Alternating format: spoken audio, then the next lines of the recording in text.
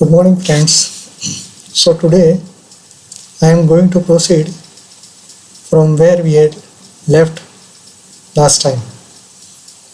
આપણે ગયા વખતે જ્યાંથી અટક્યા ત્યાંથી આજે આગળ વધીશું.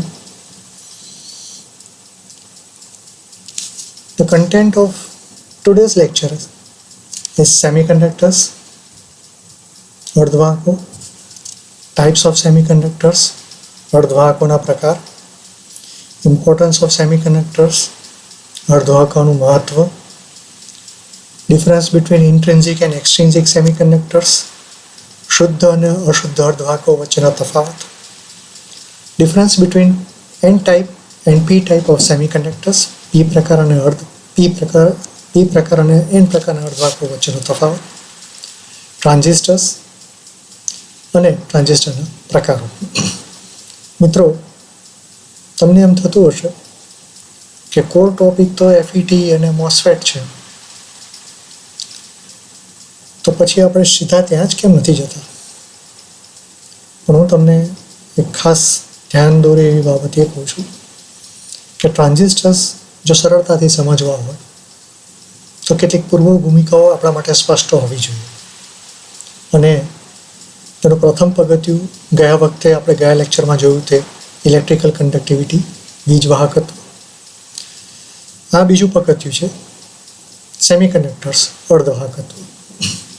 These are the prerequisites before we start discussing about FET and MOSFET. So friends, let us make it clear that if the basic concepts are clear, it will be easy for you to understand FET and MOSFET.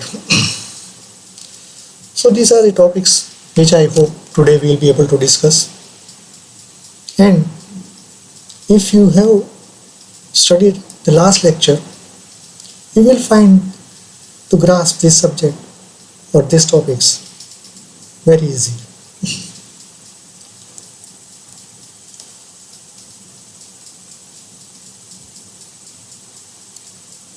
So what are semiconductors? અર્ધવાહકત્વ અથવા અર્ધવાહકો એટલે શું? ગયા વખતે આપણે એના વિશે ઘણો બધો અભ્યાસ કરી ચૂક્યા છે, છતાં રિફ્રેશ કરી લઈએ. અર્ધવાહકો એવા વાહકો છે કે જેમનું વીજ વાહકત્વ સુવાહક કરતાં થોડું ઓછું છે અને અવાહક કરતાં વધારે છે, કારણ કે અર્ધવાહકોમાં રહેલા વીજ વાહકોની સંખ્યા અથવા કોન્સન્ટ્રેશન ઓફ ચાર્જ કેરિયર્સ એ સુવાહકો કરતાં ઓછું છે, પરંતુ અવાહકો કરતાં વધારે છે, અને માટે તેને અર્ધવાહકો તરીકે ઓળખવામાં આવે છે. તે આર નોન એઝ સેમિકન્ડક્ટર્સ. પ્રચલિત ઉદાહરણો, well known examples of semiconductors are germanium and silicon. અહીંયા એક મહત્વનું વિધાન કરવા માંગુ છું, અને તે એ છે કે all semiconductors behave as insulators at room temperature.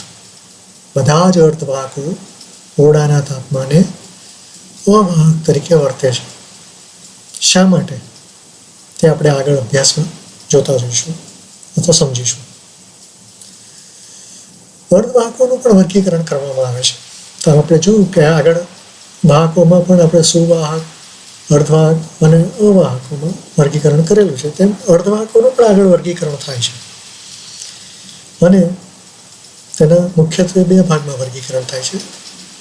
એક ઇન્ટ્રિન્સિક સેમિકન્ડક્ટર્સ, ક્યારેક એને પ્યોર સેમિકન્ડક્ટર્સ તરીકે પણ કહેવામાં આવે છે. ગુજરાતીમાં તેને શુદ્ધ અર્ધવાહકો તરીકે પણ ઓળખવામાં આવે છે, ઉદાહરણ તરીકે જર્મેનિયમ, સિલિકોન. બીજું વર્ગીકરણ જે છે તે એક્સટ્રિન્સિક સેમિકન્ડક્ટર્સ, ઇમ્પ્યોર સેમિકન્ડક્ટર્સ, અશુદ્ધ અર્ધવાહકો. અશુદ્ધ અર્ધવાહકોનું પણ આગળ વર્ગીકરણ તેમાં કયા પ્રકારની અશુદ્ધિઓ ઉમેરવામાં આવી છે તેના આધારે નક્કી કરવામાં આવે છે. એન પ્રકારના અર્ધવાહકોમાં પેન્ટાવેલન્ટ અશુદ્ધિઓ જેવી કે ફોસ્ફરસ, આર્સેનિક, સ્ટિબિનાઇટ એટલે કે એન્ટીમની જેવી અશુદ્ધિઓ ઉમેરવામાં આવે છે.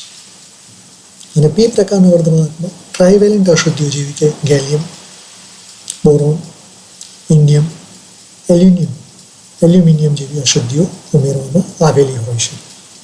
તો આ આપણે અર્ધવાહકોનું વર્ગીકરણ કરીએ છીએ, અને તમે એમાં જોઈ શકો છો કે શુદ્ધ અર્ધવાહકો જર્મેનિયમ અને સિલિકોન વિશે તમે 12મા ધોરણથી જ અભ્યાસ તેના વિશે કરેલો છે. તેમજ N પ્રકારના અર્ધવાહકો અને P પ્રકારના અર્ધવાહકો પણ કોને કહેવાય તે તમે જાણો છો. છતાં પણ આજે આપણે તેના પર એક અછડતી નજર નાખી લઈએ તો શુદ્ધ અર્ધવાહકો જેને કે આપણે ઇન્ટ્રિન્સિક સેમિકન્ડક્ટર્સ કહીએ છીએ, એ શુદ્ધ શબ્દ એમ દર્શાવે છે કે તેમાં કોઈ પણ પ્રકારની અશુદ્ધિઓ ઉમેરવામાં આવી નથી અને ઓરડાના તાપમાને તેની વીજ વાહકત્વ ખૂબ જ ઓછું છે, નબળું છે. આવર્ત કોષ્ટકના ગ્રુપ 4 એલિમેન્ટ્સ જેમ કે જર્મેનિયમ, સિલિકોન, આ બધા તત્વો શુદ્ધ અર્ધવાહકો તરીકે ઉપયોગમાં લેવાય છે. આ પ્રકારના અર્ધવાહકો જે છે તે અન્ય પરમાણુઓ સાથે સહસંયોજક બંધથી જોડાયેલા હોય છે અને તેના બાહ્ય શક્તિ કક્ષકમાં 4 વેલેન્સ ઇલેક્ટ્રોન્સ જોવા મળે છે. ઉદાહરણ તરીકે જર્મેનિયમ આપણે લઈએ, અહીંયા જોઈ શકો છો તમે, તો તેમાં પણ તેના બાહ્ય શક્તિ કક્ષકમાં 4 વેલેન્સ ઇલેક્ટ્રોન્સ છે જે અન્ય જર્મેનિયમ પરમાણુ સાથે સહસંયોજક બંધમાં સરળતાથી જોડાય છે અથવા બંધાય છે.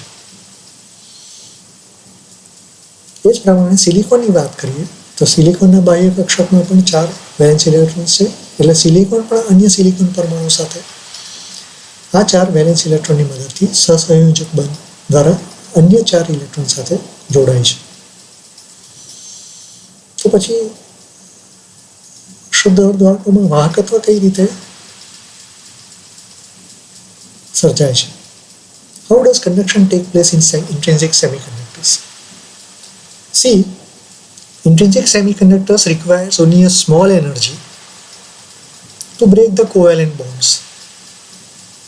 શુદ્ધ અર્ધવાહકો માટે ખૂબ ઓછી માત્રામાં ઉર્જાનો ઉપયોગ કરીએ તો પણ સહેલાઈથી સહસંયોજક બંધનો વિચ્છેદ કરી શકાય છે અને આ સામાન્ય રીતે ઉષ્ણતામાનનો વધારો કરવાથી એ માત્રામાં ઉર્જા મળી રહે છે.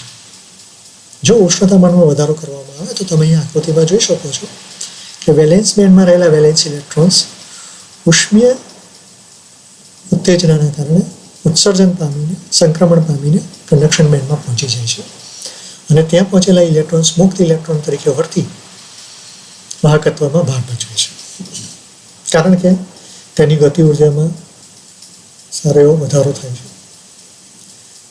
પરંતુ જો ઉષ્ણતામાનમાં વધારો કરવામાં ના આવે તો તમે અહીંયા ડાબી તરફ જોઈ શકો છો કે વેલેન્સ ઇલેક્ટ્રોનમાંથી કંડક્શન બેન્ડમાં ઇલેક્ટ્રોન્સ સંક્રમણ પામતા નથી અને ત્યારે શુદ્ધ અર્ધવાહકો અવાહક તરીકે વર્તે છે.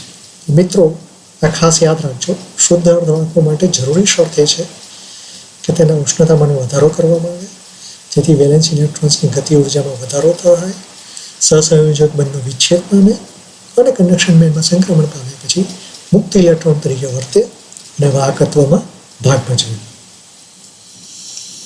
તો અશુદ્ધ અર્ધવાહકો કોને કહેવામાં આવે છે? નામ બતાવે છે કે તેમાં અશુદ્ધિઓ ઉમેરવામાં આવે છે. કોનામાં? શુદ્ધ અર્ધવાહકોમાં અશુદ્ધિઓ ઉમેરવામાં આવે છે અને આ અશુદ્ધિઓ ઉમેરવા માટે જે પદ્ધતિ ઉપયોગમાં લેવાય છે તેને આપણે ડોપિંગ કહીએ છીએ. N પ્રકાર અને P પ્રકારના અર્ધવાહકો અશુદ્ધ વાહકોનું વર્ગીકરણ તેમાં કયા પ્રકારની અશુદ્ધિઓ ઉમેરવામાં આવે છે તેના આધારે નક્કી કરવામાં આવે છે. તો તેનું વાહકત્વ ઘણું પ્રબળ હોય છે. P પ્રકારના અશુદ્ધ અર્ધવાહકોમાં સામાન્ય રીતે 3 વેલેન્સ ઇલેક્ટ્રોન્સ ધરાવતા હોય તેવી અશુદ્ધિઓ જેને ટ્રાયવેલેન્ટ ઇમ્પ્યોરિટી તરીકે ઓળખવામાં આવે છે, બોરોન, ગેલિયમ, ઇન્ડિયમ વગેરે, જો શુદ્ધ અર્ધવાહકો ઉમેરવામાં આવે, અહીંયા તમે જોઈ શકો છો બોરેન ઉમેરવામાં આવ્યું છે, તો 3 જ વેલેન્સ ઇલેક્ટ્રોન અશુદ્ધિની પાસે હોવા છતાં તે સરળતાથી 3 જર્મેનિયમ ઇલેક્ટ્રોન સાથે સહસંયોજક બંધ રચે છે. પણ જર્મેનિયમ ચોથો ઇલેક્ટ્રોન માટે બોરોન પાસે ચોથો ઇલેક્ટ્રોન છે નહીં. એટલે એ જગ્યા જે છે જે ઇલેક્ટ્રોનની ગેરહાજરી છે તેને હોલ તરીકે ઓળખવામાં આવે છે, જે ઇલેક્ટ્રોનને સ્વીકારવા તૈયાર છે. માટે આ પ્રકારની અશુદ્ધિઓને એક્સેપ્ટર ઇમ્પ્યોરિટી, એક્સેપ્ટન્સ, સ્વીકારવા તૈયાર છે. અને આ હોલ્સ જે છે એ વાહકત્વમાં ભાગ ભજવે છે, માટે તેને મુખ્ય વીજ વાહકો તરીકે ઓળખવામાં આવે છે. અને આ પ્રકારના અર્ધવાહકોને પી ટાઈપ ઓફ સેમિકન્ડક્ટર્સ તરીકે ઓળખવામાં આવે છે. યાદ રહે, અહીંયા હોલ્સ છે મુખ્ય વીજ વાહકો છે, ઇલેક્ટ્રોન્સ છે ગૌણ વીજ વાહકો છે અથવા માઇનોરિટી ચાર્જ કેરિયર્સ. અને અશુદ્ધિઓ જે છે એ વેલેન્સ બેન્ડની નજીક ગોઠવાય છે અને એ લેવલને એક્સેપ્ટર લેવલ તરીકે પણ ઓળખવામાં આવે છે. એન ટાઈપ ઓફ સેમિકન્ડક્ટર્સમાં શુદ્ધ અર્ધવાહકોમાં જો પેન્ટાવેલેન્ટ ઇમ્પ્યોરિટીઝ એટલે 5 વેલેન્સ ઇલેક્ટ્રોન્સ હોય બાહ્ય શક્તિ કક્ષકમાં, એવી અશુદ્ધિ ઉમેરવામાં આવે જેવી કે ફોસ્ફરસ, આર્સેનિક, સ્ટીબિનાઇટ એટલે કે એન્ટીમની, તો આ અશુદ્ધિઓ જેમ કે આર્સેનિક ઉમેરવામાં આવે ઉદાહરણ તરીકે, તો જર્મેનિયમને 4 ઇલેક્ટ્રોન સાથે સરળતાથી સહસંયોજક બંધ રચે છે. પણ પેન્ટાવેલેન્ટ ઇમ્પ્યોરિટી હોવાને કારણે 5મો ઇલેક્ટ્રોન છે તે મુક્ત રહે છે. અને આ ઇલેક્ટ્રોન જે છે તે વાહકત્વમાં ભાગ ભજવે છે. માટે ઇલેક્ટ્રોન્સ છે એ મુખ્ય વીજ વાહકો છે, જ્યારે હોલ્સ એ ગૌણ વીજ વાહકો છે. અને આ પ્રકારના અર્ધવાહકોને N type of semiconductors, N પ્રકારના અર્ધવાહકો તરીકે ઓળખવામાં આવે છે. યાદ રહે, આ ઇમ્પ્યોરિટીઝ એક ઇલેક્ટ્રોન દાન કરવા તૈયાર છે, માટે ડોનર ઇમ્પ્યોરિટીઝ તરીકે ઓળખવામાં આવે છે. અને એનર્જી બેન્ડમાં તમે જોઈ શકો છો કે ડોનર લેવલ છે કન્ડક્શન બેન્ડની ઘણી નજીક હોય છે. તો તફાવત શું છે ઇન્ટ્રિન્સિક સેમિકન્ડક્ટર્સ અને એક્સટ્રિન્સિક સેમિકન્ડક્ટર્સ? ઇન્ટ્રિન્સિક સેમિકન્ડક્ટર્સ પ્યોર સેમિકન્ડક્ટર છે, એક્સટ્રિન્સિક સેમિકન્ડક્ટર્સ એ ઇમ્પ્યોર સેમિકન્ડક્ટર્સ છે. ઇન્ટ્રિન્સિક સેમિકન્ડક્ટર્સ નબળું વાહકત્વ ધરાવે છે, એક્સટ્રિન્સિક પ્રબળ વાહકત્વ ધરાવે છે. ઇન્ટ્રિન્સિક સેમિકન્ડક્ટર્સમાં એનર્જી ગેપ, બેન્ડ ગેપ જે છે એ ઓછી પહોળાઈ છે. એક્સટ્રિન્સિક સેમિકન્ડક્ટર્સમાં પહોળાઈ બેન્ડ ગેપની એટલે કે એનર્જી ગેપની વધારે છે, ફોરબિડન બેન્ડની એનર્જી ગેપ વધારે છે. શુદ્ધ અર્ધવાહકોની વાહકત્વ માત્ર ને માત્ર ઉષ્ણતામાન ઉપર આધાર રાખે છે, તાપમાનના વધારા ઉપર આધાર રાખે છે. અશુદ્ધ અર્ધવાહકોમાં તાપમાનના વધારા ઉપરાંત કયા પ્રકારની અશુદ્ધિ ઉમેરવામાં આવી છે તેના ઉપર પણ વાહકત્વ આધાર રાખે છે. શુદ્ધ અર્ધવાહકોમાં ચાર્જ કેરિયર કોન્સન્ટ્રેશન, વીજ વાહકોનું પ્રકારની સંખ્યા ગૌણ અને મુખ્ય વીજ વાહકોની એક સરખી હોય છે. જ્યારે અશુદ્ધ અર્ધવાહકોમાં તે કયો પ્રકાર છે તેના ઉપર તેનો પ્રમાણ આધાર રાખે છે. શુદ્ધ અર્ધવાહકોના ઉદાહરણ જર્મેનિયમ, સિલિકોન, અને અશુદ્ધ અર્ધવાહકોના ઉદાહરણ ગેલિયમ આર્સેનાઇડ, ગેલિયમ ફોસ્ફેટ રહેલા છે. તો આપણે પી પ્રકાર અને એન પ્રકારના અશુદ્ધ અર્ધવાહકોનો તફાવત પણ જોઈ લઈએ. પી પ્રકારના અર્ધવાહકમાં ટ્રાઇવેલેન્ટ impurity, N type અર્ધવાહકમાં pentavalent impurity. યાદ રહે, ટ્રાઇવેલેન્ટ એટલે કે 3 વેલેન્સ ઇલેક્ટ્રોન્સ બાહ્ય શક્તિ કક્ષકમાં છે. પેન્ટાવેલેન્ટ ઇમ્પ્યોરિટી એટલે 5 વેલેન્સ ઇલેક્ટ્રોન્સ બાહ્ય શક્તિ કક્ષકમાં રહેલા છે. પી ટાઈપ ઓફ સેમિકન્ડક્ટર્સમાં જે અશુદ્ધિઓ ઉમેરવામાં આવે છે તેને એક્સેપ્ટર અશુદ્ધિઓ અથવા એક્સેપ્ટર ઇમ્પ્યોરિટીઝ તરીકે ઓળખવામાં આવે છે. એન ટાઈપ ઓફ સેમિકન્ડક્ટર્સમાં ડોનર ઇમ્પ્યોરિટીઝ તરીકે અશુદ્ધિઓને ઓળખવામાં આવે છે. પી પ્રકારના અર્ધવાહકમાં આવર્ત કોષ્ટકના ગ્રુપ 3 તત્વો જે છે તેનો ડોપિંગ તરીકે ઉપયોગ થાય છે. એન ટાઈપ ઓફ સેમિકન્ડક્ટર્સમાં ગ્રુપ 5 જે છે આવર્ત કોષ્ટકમાં તેના તત્વોનો ડોપિંગ તરીકે ઉપયોગ થાય છે. પી પ્રકારના અર્ધવાહકોમાં હોલ્સ છે એ મુખ્ય વીજ વાહકો છે. એન પ્રકારના અર્ધવાહકમાં ઇલેક્ટ્રોન્સ છે એ મુખ્ય વીજ વાહકો છે. પી પ્રકારના અર્ધવાહકોમાં કંડક્ટિવિટી હોલ્સને કારણે સર્જાય છે. એન પ્રકારના અર્ધવાહકમાં કંડક્ટિવિટી એટલે વાહકત્વ ઇલેક્ટ્રોન્સને કારણે સર્જાય છે. સ્વાભાવિક છે કે પી પ્રકારના અર્ધવાહકોમાં ઇલેક્ટ્રોન્સનું કોન્સન્ટ્રેશન ઓછું છે, એન પ્રકારના અર્ધવાહકમાં ઇલેક્ટ્રોન્સનું કોન્સન્ટ્રેશન વધારે છે. પ્રશ્ન થશે કે શા માટે આપણે સેમિકન્ડક્ટર્સ ઉપર આટલો ભાર મૂકીએ છીએ? મિત્રો, જો યોગ્ય માત્રામાં અશુદ્ધિ ઉમેરી તો આપણે જરૂર છે તેવા પ્રકારના કોમ્પોનન્ટ્સ, ઘટકો જેમ કે કેપેસિટર્સ, ઇન્ડક્ટર્સ, રેઝિસ્ટર્સનું નિર્માણ કરી શકીએ છીએ. અને તેનાથી પણ આગળ આપણે જોઈએ છીએ તેવી લાક્ષણિકતાવાળા ટ્રાન્ઝિસ્ટર્સ પણ ફેબ્રિકેટ કરી શકીએ છીએ, નિર્માણ કરી શકીએ છીએ.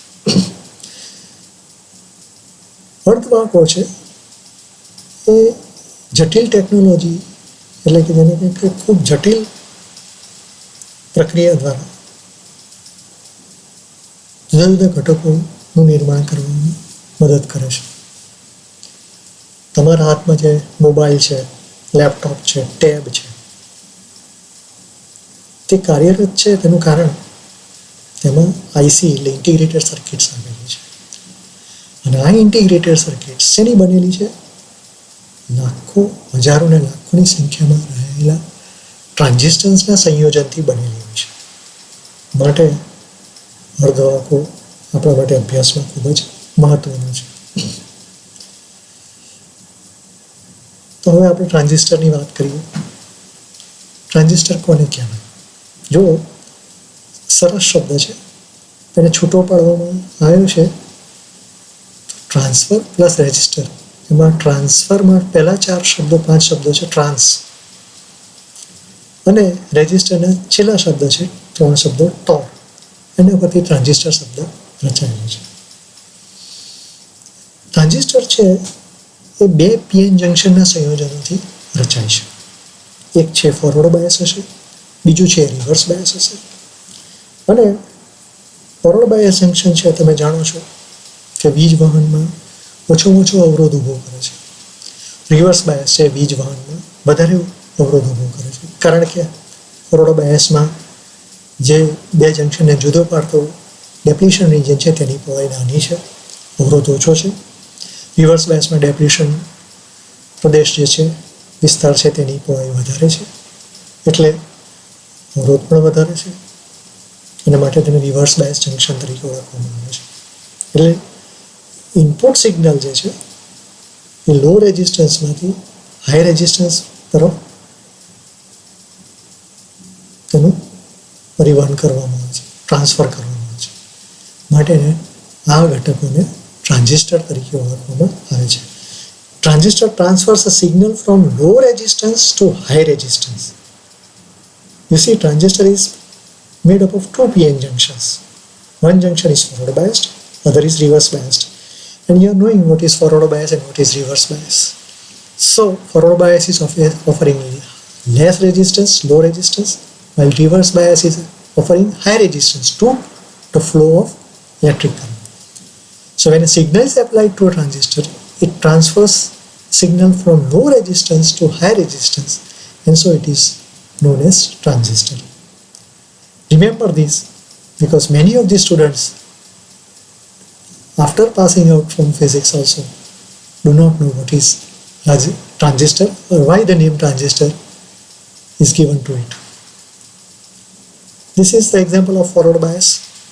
You can see the depletion region is very small, and so the applied voltage will increase the current immediately, while in reverse bias the depletion region is very large, and so even after applying a high voltage the value of current is very low. But after a certain value of voltage, suddenly the current may increase, and that phenomena is known as breakdown, avalanche breakdown and Zener breakdown.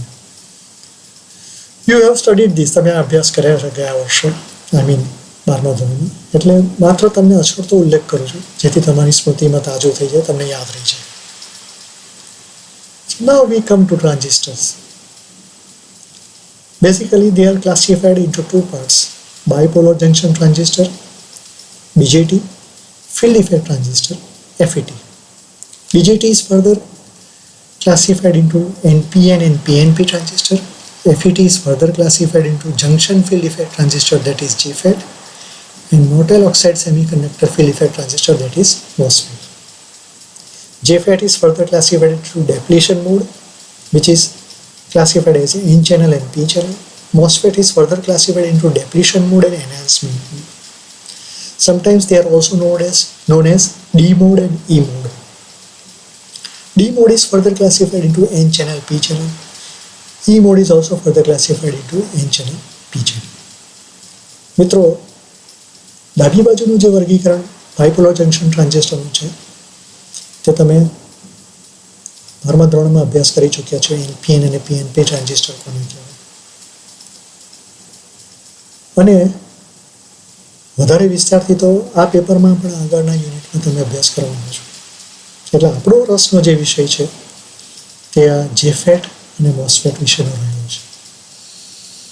અત્યાર સુધી આપણે જે અભ્યાસ કર્યો એ જો તમે ગંભીરતાપૂર્વક સમજશો, વાંચશો અને મેં જે પ્રશ્નો એસાઇનમેન્ટ તરીકે આપ્યા છે ને આપવાનું છું એ તૈયાર કરશો તો JFET અને MOSFET ચોક્કસપણે તમને સરળતાથી સમજાઈ જશે.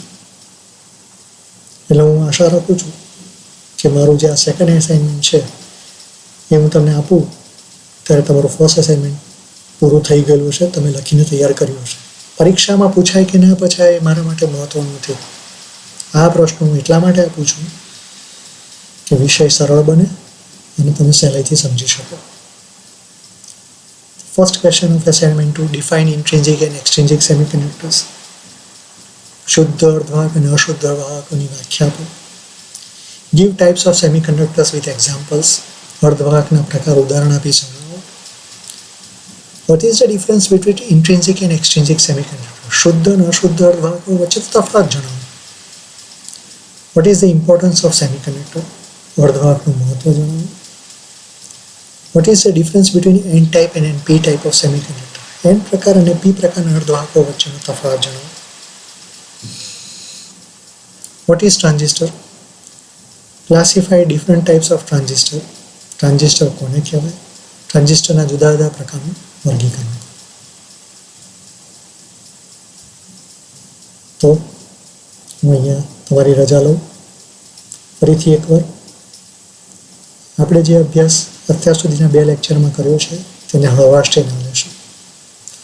મને લાગ્યું છે કે બહુ મહત્ત્વનું છે અને માટે જ મેં આ બંને લેક્ચર પૂર્વ ભૂમિકા બાંધવા માટે લીધેલા છે. તો આવતા બુધવારે આપણે મળીએ ત્યાં સુધીમાં તમે આને યોગ્ય રીતે તૈયાર કરી જશો. Thank you.